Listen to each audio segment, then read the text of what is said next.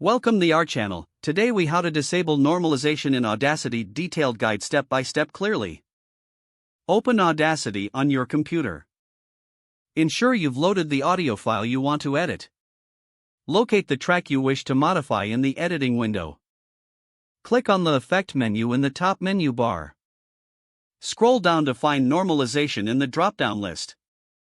Select Normalization to open the Normalization settings window. Uncheck the option labeled Remove DC Offset. Check the box for Normalize Maximum Amplitude to. Set the maximum amplitude to 0 decibels, or adjust it according to your needs. Click the OK button to apply changes to the selected track.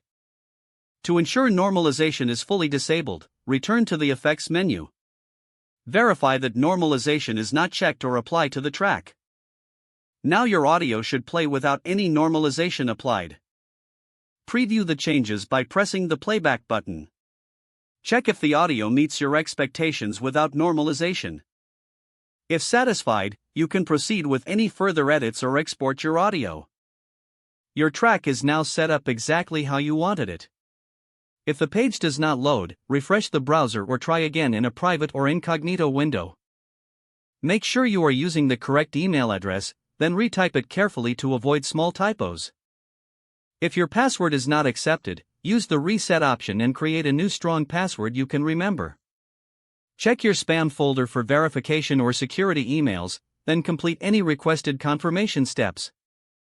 Enable two-factor authentication if available to improve account security and reduce unauthorized access risk.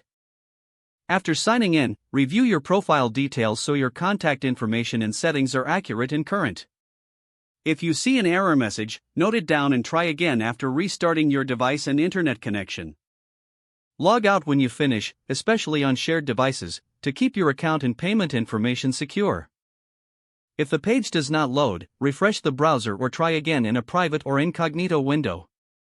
Make sure you are using the correct email address, then retype it carefully to avoid small typos.